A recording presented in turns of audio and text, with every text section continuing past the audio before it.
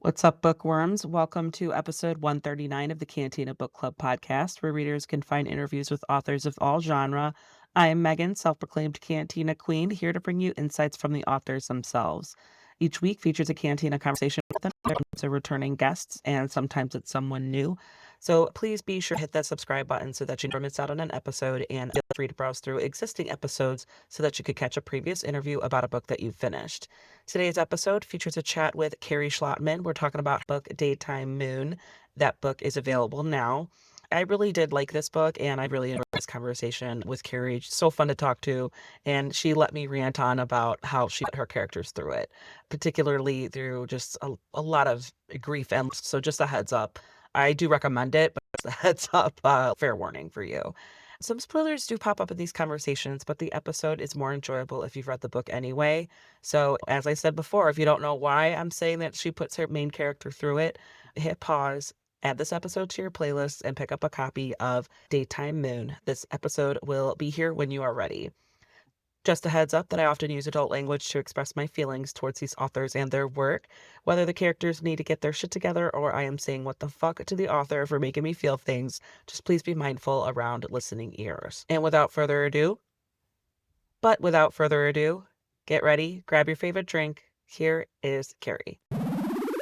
So today we've got Kerri Schlottman, her book Daytime Moon that comes out on May 12th. Kerri, thank you so much for joining me today. I just finished this book. It's fresh in my brain.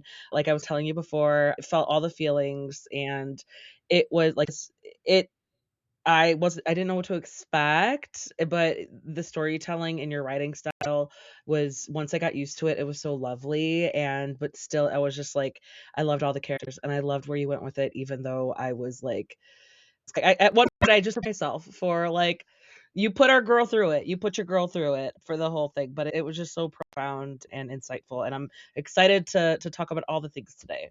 Oh, thank you so much. Thanks for having me. I'm so excited to talk with you about it too. Perfect. Thank you. Could you please provide a summary of the book to wrap up the conversation? Yeah, sure. So the first of all, it's so hard to talk about this book without having spoilers. So I think we're gonna have to have at least some spoilers in it. It's all good. It's all good. Yep. Forget about the spoilers while they're reading, and I think it'll still be new to them even if they hear it before they read. But the story Daytime Moon is about Issa Calder, who is living in New York City, having left the Salton Sea, which is out in the Southern California desert, 10 years beforehand after a trauma happened with her twin sister. Her brother comes to basically fetch her and tell her it's time to come back home. The man who raised them is dying. He has terminal cancer. And so Issa goes back to the Salton Sea. So in some ways, it's a bit of a kind of a familiar story about having to return home. You up and yeah. That's right. And then to really have someone who you're just in such close contact with. My editor is so fantastic, and she's used to me sending like constant emails, being like, "What about? How do I do this?" But like so patient with the whole They're process. like, "Can you hold my hand a little bit?" Like A little bit. Also because with the other books, I really did all my own work on them. Even thing my other all the promoting had to be all on me, all that sort of work. So this was the first time I actually had people really helping to support all aspects of it, and it's made a huge difference because now I can have do authors. I have to do a lot, no matter who you publish with, but even if it's a big publisher. But I don't feel as anxious. I was realizing, like, oh, it's coming out in a little over a month, and I'm not like having panic attacks every day, which is a good thing. yeah, you're like, it reminds you like, "Oh, there's someone else that," like, I have a little network. I have, like you said, like a little team. I feel like in almost any aspect of your life or any industry that you're working in, when you're so used to doing things on your own and then all of a sudden you're working with someone who's got like on the same level or kind of in the same on the same page and kind of understands it, maybe has a little bit more specialization, a little more expertise into it or a little more experience into it, it does put you at ease so much. Totally. Like I totally get that. Yeah. Yeah, it makes a Absolutely. huge difference with everything, I think, in life. To have someone to help you, to have your people is really great. Yeah, no, 100%. Even if to have people to be like, I got you, even if they have no idea what they're doing either. It's just even just to, like, know that someone is like, "What do you need?" But, yeah, Unnamed Press, I do like them. I've had a couple of Laura Venita Green. Oh, yeah. Yeah, she was a previous guest, and she was really fun, and it was, like, the same I don't know if Unnamed Press does similar, like, the same kind of genres or genre family, but hers was also the same kind of eerie, lyrical, where we're not sure where you're taking us. And then but we still are like, at least for me as a reader, I won't speak for everybody in general, but I was engaged and I was like, where are you taking me? And then I was like, I don't even know what to think because sometimes I'm onto it, but then I'm wrong. Because like there was at one point we can edit this out if this is a spoiler, and I was like, wait, is Cole or no? I was like, is Dane the baby in the photo? Yeah, I was writing in my notes in all caps and exclamation points. I was like, wait a second. So it's like again, like my notes become a little unhinged, like a roller coaster. But that's what talking to her that kind of reminded me of, where it was like, yeah, I didn't know, but I was here for it. I was here for it.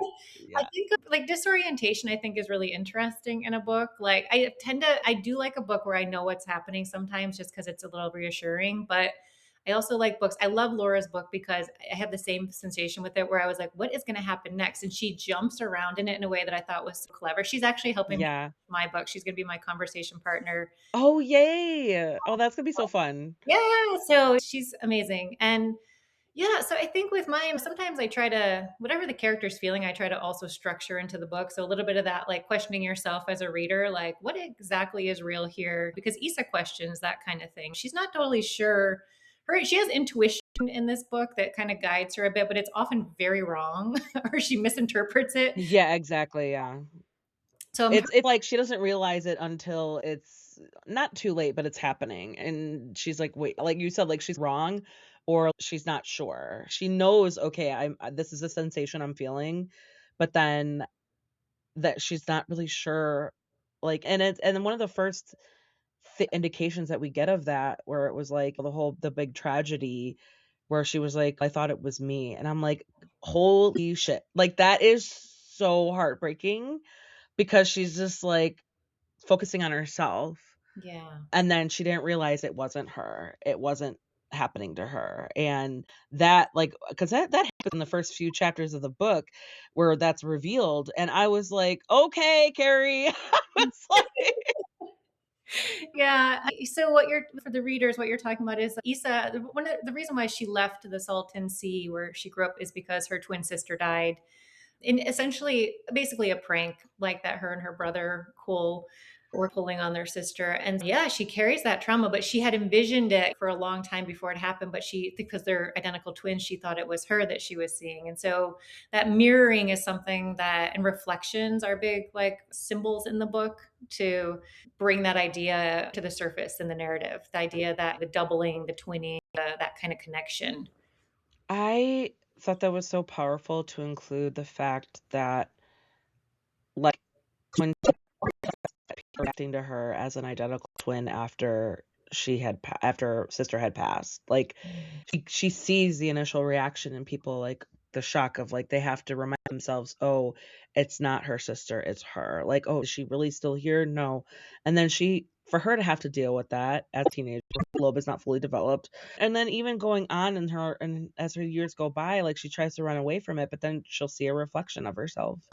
And fuck, it's my sister, and then she'll be like, has to remind herself, and I feel like that was such a crazy detail and experience to include that was so, like, powerful because it's not that sort of thing is not gonna go away. Maybe with the other people, they would get used to it, but with her, she's still seeing that even 10 years later. She's still seeing her sister in the reflection, and that was just it makes it all more heartbreaking 'cause as I can imagine, like, how her older brother was on top of all that, how Cole was, where he was dealing with it too because he lost a very close sister.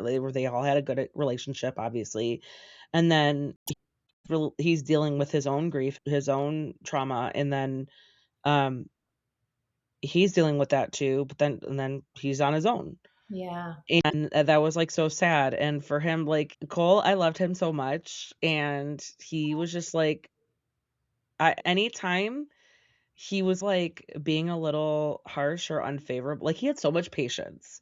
He had so much patience, and good on him for just saying, "Okay, fuck it, I'm just gonna go get her," because and I when we see how he is in his environment And then Issa reflects on that. She's like, "I missed all this," and she was surprised to see how much her brother had grown and how he had grown to, like, "Oh, he's just gonna go break up a fight? What?" Like, she but she's worried and, like, it was, like, another Friday night for him. It was so I thought that, like, those little interactions and those character and those reveals and about little things here and there, just like, you could show so many things by just other events and how the characters react to it.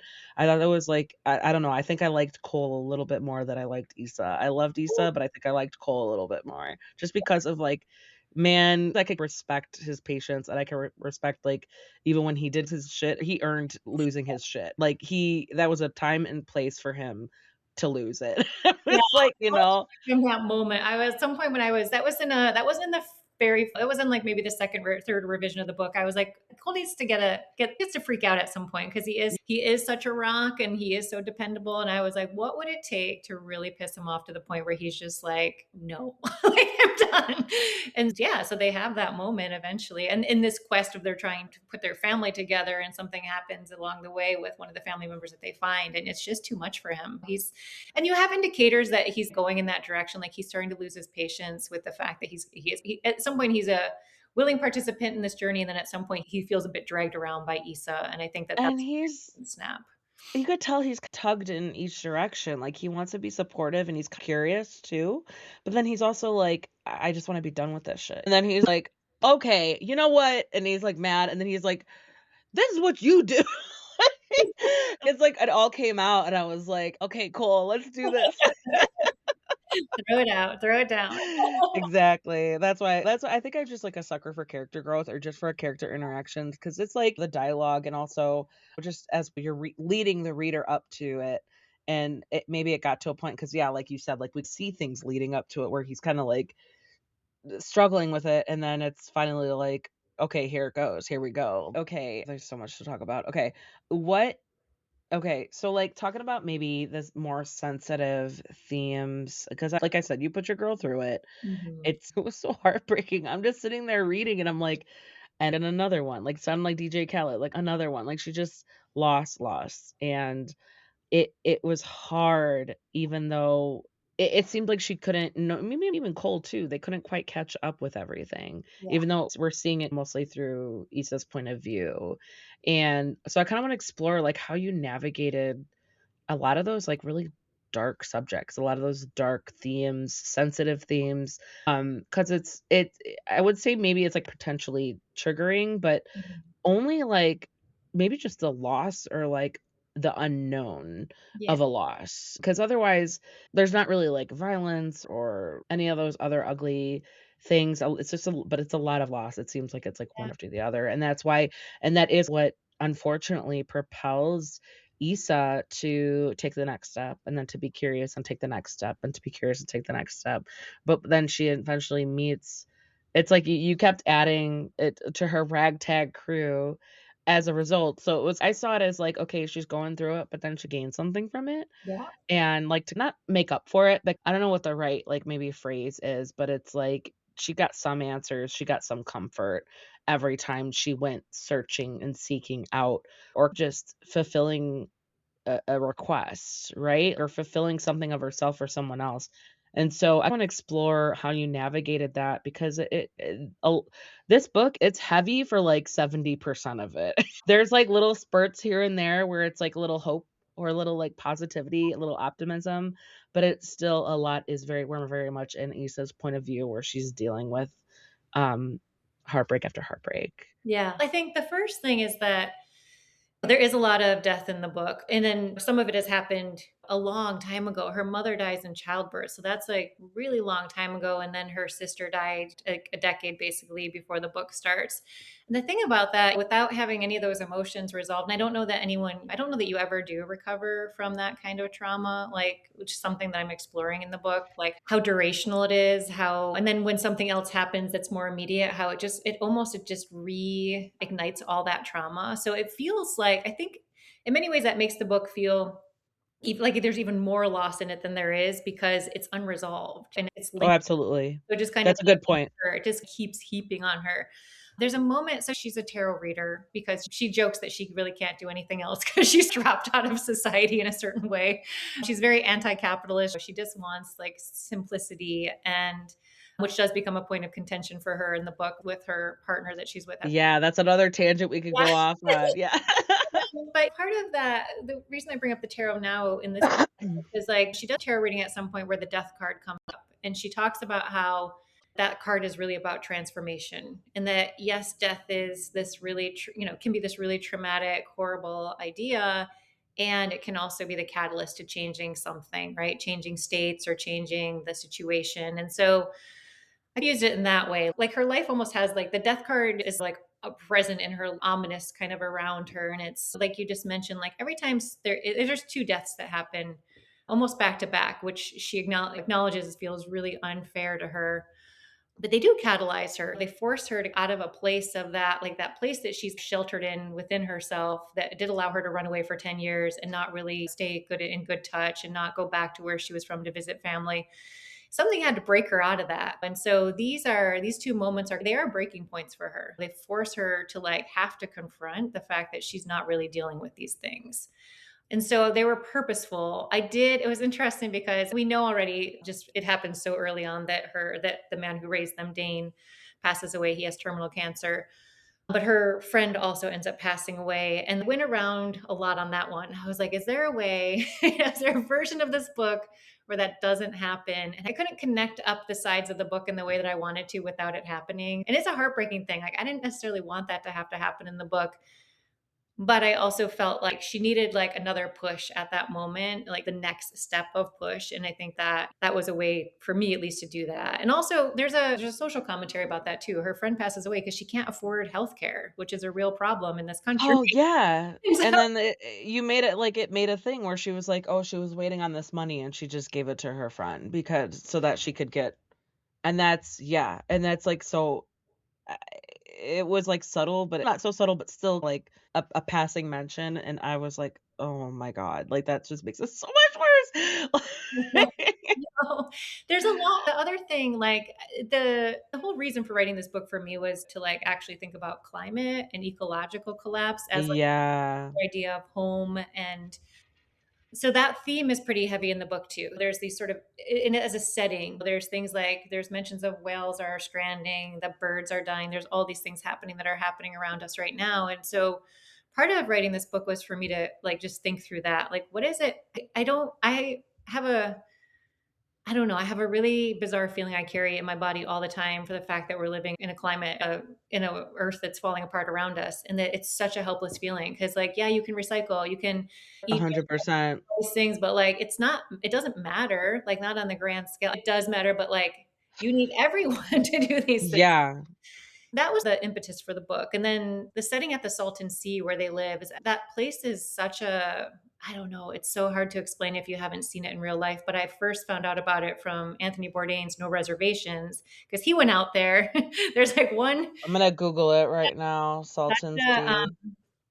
so Salton Sea was formed when with a breed it had been formed and unformed over time like a long time ago, and Ye then like, it was unintentional, right? Like, yeah, yeah. a dam in the Colorado River broke, basically flooded this basin. So this is outside of Palm Springs. If you keep going east outside of Palm Springs, you will run right into it. It's huge. It's like 340 square miles. So massive. Oh, is this the real color? What's the color of it right now? It changes, I but was gonna say, I'm seeing different it yeah, can but be Google Images is like, "What do you need? What do you want?" Like yeah, it's like no so the whole point of that body of water is that it doesn't have any fresh source anymore. So in the 50s, it became this like super hot spot. Like all the people from Palm Springs and LA would go out there and it was like really booming. And then because it didn't have any fresh water source, the salinity rose. And then there's agriculture around the northern and around the edges of it that the runoff went into it. And so it literally poisoned all the fish that then poisoned all the birds. And so when you so, go to like, visit, it's nothing's living there, yeah. nothing. There's birds and stuff that there is habitat, but it's really toxic there. So you don't see a lot of it. And the shoreline is a combination of like salt, the water's so salty, salt, and then also just broken bones of birds and fish. It's not Ugh. sand. And there's people living there. There's Salton City, where Isa and Cole are from, which is on the west side of the Salton Sea, on the kind of Palm Springs sides. And it's a little bit more of a It's a very small town, but a little bit more structured as a town. And then on the east side is Bombay Beach and Nyland and a few other areas that are just a small town. There is like electricity and grid at Bombay Beach, but if you go further down, there's some real like squatter towns where people don't have any electricity or water.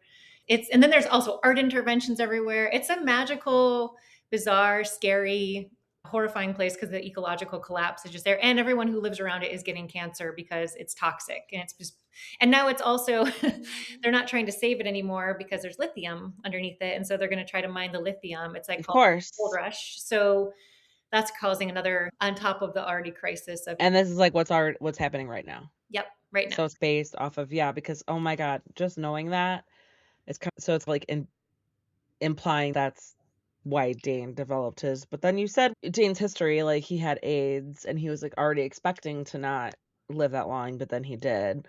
Um, and okay, it's crazy that makes it, like, so much more interesting because 'cause I'm still, like this book is still marinating in my brain. I'm still, like, sitting with my feelings after finishing it. So, even after all that, it's because 'cause I'm even looking at the pictures and I could totally see, okay, we're just gonna deal like, corporate greed, we don't need to get into all that, but or government greed, whatever. Yeah, it's like, say less. So, yeah, so hopping off of that, maybe switching gears a little bit, touching on another thing that you incorporated was a big part of Issa and who, like, how she is really discovering who she is, where her path she's most comfortable with or what she would follow. 'Cause, I think right from the get-go, like, she's reflecting on, like, her relationship with her boyfriend in New York, and he's, like, a New Yorker, and he's, like, close with his family, and it's, like, not that there's anything wrong with that, it was just, like, she does not know what that's like. She was very different, she's almost, like, the exact opposite on that end of the spectrum where she's broken and traumatic, and she had a traumatic upbringing and things that happened that shouldn't happen to anybody, while he's just, like, very close with his family, and they keep in touch, and they do things, and so he was, like, insisting on having certain habits or having certain, like, behaviors, and she was just like, "Okay." She was like, "This is not me at all," but she was going along with it, and I guess I was a little surprised to learn how long they'd been together because they were so different, but and then when things progressed the way they did, I guess I was on the fence about Merce because at one point I was like, "Come on, dude," but then at another point I was like, "No, I get it. I understand him to a certain point, but he also needed to just move on." It was Yeah. like so I explore, like, that undertone, that, like, the different upbringings and how that played into her story, her journey here that you gave us, and also while how readers might connect to that. Yeah, I think it does. I don't say this in the book, but I think Issa, like the reason why she would want to be with someone like Merce is because of that stability, because he does have that family, like all the things she didn't have, he has. Yeah. There's this desire for her to be connected to that, to have it too. And then there's a lot of hints in the book that, like, no matter that she's been with him for a while, she's still held at a very arm's distance from his family, by his family. There's an allusion to the fact that he doesn't even take her to meet them like for a long time because you can't just bring anyone home. And then, yeah, at some point, his sister has a birthday party, and just the way that his sister interacts with her, you can tell like the family hasn't really embraced her. Like they're propping up their son. They really want him to be doing well. And at this point, I think it was just or was it 8 months ago that they met her, or was it took 8 months to meet her? Like 8 months to meet her. So they'd been Okay. for a couple of years at that point. And so, yeah, like, but no, And they were she never still not yeah. wanted from that in that sense, she also didn't get what she wanted from that relationship, that she didn't get the family dynamic that she had been never had when she was growing up. Or well, that she was comfortable with. Yeah. You know, yeah.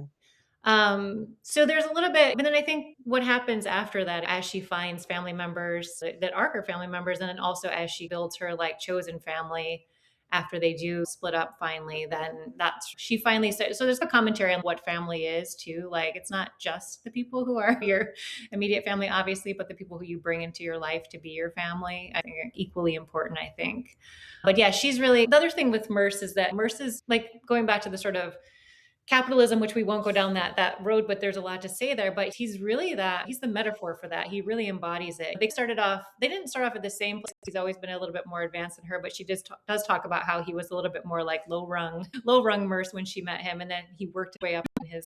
She just doesn't recognize him as this kind of striver that she didn't like really intend to be with, and when it challenges her because he wants her to be that way too, but she really doesn't want to participate in that, and that's my own like this is the structure we live in. We live in this neoliberalist capitalist society, but it's also what's destroying the planet, and it's also what's destroying humanity and society and community. And that relationship allowed me to like force those two things to be head to head. And even though like it plays out in a relationship between two people, it's really a relationship about two ideas.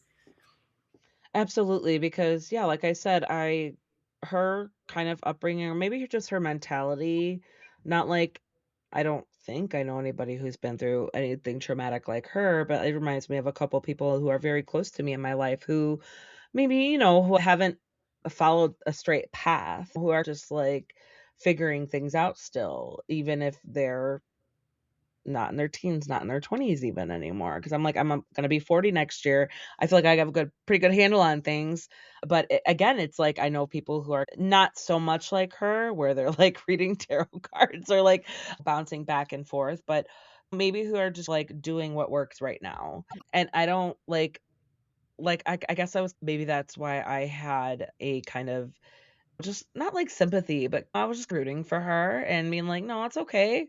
It's okay if you're not fitting into this little box that Merce has he himself has grown into." And that's again, Merce, it's okay that you are in this box and that your girlfriend is not in this box. That's okay. But it was after even after 4 years, he still wasn't like really listening to her. Yeah. Or and then that's like an indication of like, buddy, I understand if it's just like relationships are so complicated. People, our brains and our emotions and how we react to things are so complicated. So I thought that was a fun, interesting thing to witness in that book or follow in that book because I didn't like hate Merce. I was just annoyed with like dude, Issa can kinda sense. She even sensed, like, "Oh, I think he's gonna leave me," before she sensed the change, Yeah. before things and so that was, like I think I was just trusting Issa's, like, intuition at that point, and I was like, "Okay, so this is gonna happen." Like, she I have a feeling of this, I have a feeling of that. I was like, "I am just going to just expect that now because that's everything that you say or you feel happens one way or the other." But yeah, as far as that relationship goes, I think like all of us, like a lot of readers can relate to that. Yeah. I think that in particular will resonate a lot where it's like we don't they're just people who grow apart and it's really sometimes as simple as that. As complicated as that could be and nuanced, it really is as simple as that as like they grew apart and I think one person realized it and the other didn't or he was like he I understand he felt betrayed because I was like, "Dude, like, you don't understand." But as a reader, we're in her head, and Yeah. he's not. We're Yeah. not in his head where he's like, "I never knew this about you. You always kept me at arm's length. Like, you were always I felt like there was something holding you back, and now I know that's something holding you back." And so he couldn't deal with it. And then he was just spoiler alert, he was blowing up her phone, and, like, I love how her brother was and I love Amber, I'm gonna give a shout out to Amber, again, I'm gonna be all over the place, how her brother was like, "Okay, does he really need to come all the way out here?" Amber's like, "Why can't he just say these things on the phone?" And I was like, "I know, right?" Like, I'm, like, hearing myself, like, I love Cole, I love Amber, and then Issa is just like I could also feel for her too, where she was, like, in a hard spot. She was just like, "I know, but I feel like I can't tell him to kick rocks right now." Like, I just so I found that because there was a certain point where it's like the story was paced it so well, but then there were some points where I was like, "Why is she going through this?" Or, "Why did you make the choice to have your character go through this?" And then it was, "Okay, no, now I see it." You know what I mean? It was like, "Okay, no, and I was like, "I wanna trust you. I wanna trust your choice." So, no, that was another point where she was just going through so much, and then this one part, like, wouldn't leave her alone, and I love that she finally spoke up and was like, "If you still didn't call, like, you knew all that you found out all this that I was going through, because it's like all this shit, he didn't ask.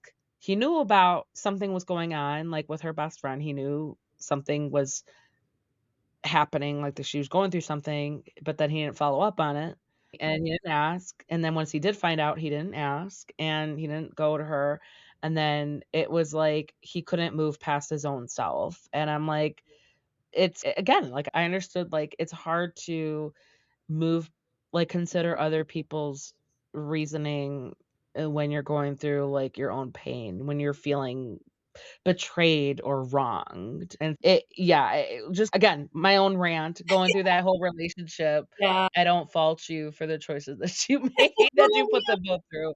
I think Merce comes back at some point, and I think that's the I think Issa allows it because like she has recognized that she was going through she was a mess when she was before she left New York. Everything was like turned upside down. I think it's her moment to like really be sure that she's making the right decisions and that and so what's slowly happening in the book, hopefully if I did it well, is that she stops leaning on like she uses tarot as a way to try to tell her what to do or what's happening and also her intuition, which as we know can be a little bit off. So my hope is that sort of as the book progresses, like she's not leaning on it in a personal way as much. She uses it for some other reasons as the book progresses, but at the beginning she's using it really about herself. Like, what am I even feeling? Pulling a card to understand that.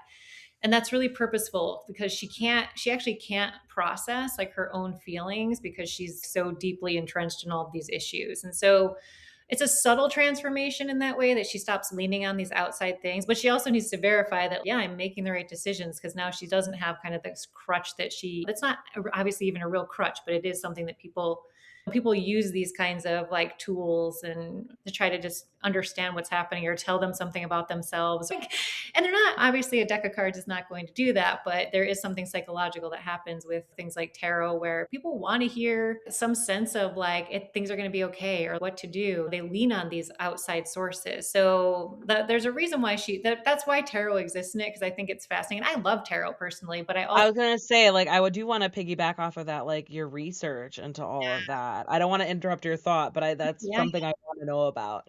Yeah, I've been interested in tarot for I don't know, just a long time. It's just very because it's an ancient thing and it's so fascinating to me. But I also don't think it was ever meant to be like a tool that's like, here's your predict your future. I think it's meant to like help you understand where you're at a certain moment and to figure out what Right. to do, right? And then it kind of got conflated with all kinds of other things. But as a tool, I think it's a fascinating psychological tool, I think. It's It's cool. I think I did it once, my friend was getting into it, and I think it happened where it's like, "Oh, think of something that you're worried about, think of something that you're thinking, think of something that you wanna know." And I was trying to think of something, but there was something else that I was really more concerned about, and I feel like I could tell, like, my answers reflected the thing that I was truly so at the time, I was like, some otherworldly thing, but it's really just your brain doing. There's a very subtle thing in the book at the beginning where because I think of these things like tarot as like keys, right? Like the cards are unlocking parts of the way that you're thinking. And so there's a moment at the beginning of the book where her best friend Lizzie has all these keys and she's like joking around because she can never find the one that actually yeah. the thing she wants it to do, which is a metaphor for this idea of like seeking these things that aren't necessarily going to really unlock things. You have to really understand yourself and do the work, right? There's only been one other person who's read it and picked that up and said to me like, is that what the keys and idea of like hoarding keys? And I'm like, yes. There's a lot of little snuck in things in this book, and it's been really exciting when people have found. And it's interesting to see who finds what and what they reflect back to me has been really thrilling. But a friend just did that, and I was like, I'm so That's so fun. pleased. You're like, "Yay, it happened, someone did that." I think as authors, we do that. We sneak stuff into our stories and then hope that people are like questioning it enough. I'm hoping the book hopefully stands enough on its own to just read as an enjoyable enough book. But I think there's depth to it that if people want to go deeper and if you want to go really deep into like thinking about the climate themes, like there's everything in that book is very purposeful and metaphorical, including Issa herself. There's a depth of engagement that I was trying to aim for with it. Yeah, absolutely, and that definitely came across, and I imagine it's a tricky balance, Mm. right? Because like, there's a story that you wanna tell, and there's a really powerful journey, Yeah. that your character goes through, but then you also want to stress some other things, and yeah, no, I feel like you started off with the whales, and I was like, "You know what? Yeah, like, yeah, what about the whales?" Because 'Cause I'm very sensitive to the dying planet, like, again, I have 2 little boys, and I'm like, "Oh god," like, that's part of the reason why I didn't wanna have a third was because I was like, "I don't know if it's a good idea." Yeah. It's just something to seriously think about, I mean, I so didn't have any children for that same reason. I've been worried about like I remember the ozone issue. That was like formative time of my life when the ozone was literally being depleted and there was all of this worry. And that was the first, that changed me as a kid. Like that's all it took. And ever since, Good for you. I don't think I realized this until, like, or I didn't understand the seriousness of it until I was in my late 20s, maybe, like, 10 years ago, and even then, it's like, Al Gore was right this whole time. He tried warning us so long ago, and then as I get older, I'm, like, learning all these things, like, okay, a lot of people who were making the effects, the greenhouse gases, the oil companies, they knew, and yeah. they've made it a point to shut all that information down, to block any sort of legislation that would have protected the planet or protected our future. It's like, this is there's no planet B. And No, so I appreciate that you pointed that out. It was like you added that commentary because yeah. I don't know if it's just like it's such a big problem that it's really hard for humans as a whole to grasp. Yeah, and I feel like for me, I feel like I embody it. I feel this sort of destruction, but also I did a lot of like as far as research goes, like one of the areas I researched the most for the book was that history of climate change, which really yes gets Oh god, how real time, but I it's hope you were taking care of yourself while researching that because that could be such a depressing topic. it is, but it was fascinating because it's obviously it starts really like with the colonization of America because the native people, the way that they were so tuned into sustainability and care of nature, and also just the way that they like the idea of exchange and the way that they care for each other through that. There wasn't capitalism, and then when they were colonized, it was literally became illegal for them to not participate in capitalism. Like they were not allowed to just freely trade anymore, and so all of and all that extractivism that came with it. So there's a little bit of like a hint of indigeneity in the book as well. That kind of drives back to this idea of like what was originally here, who was Yeah, originally here, and what were their practices, and then also just how that erasure happened. There's a very big conversation about identity in this book and how the sort of like colonization has erased identity in a way that Issa doesn't even know what her background is because she never knew who her father was because her mom died at childbirth and her father was passing through situation. She doesn't even know where she like what her roots are and she learns them and then you learn this is again how I can use her as a character as a site for yeah, conversations. because that's why you made her mom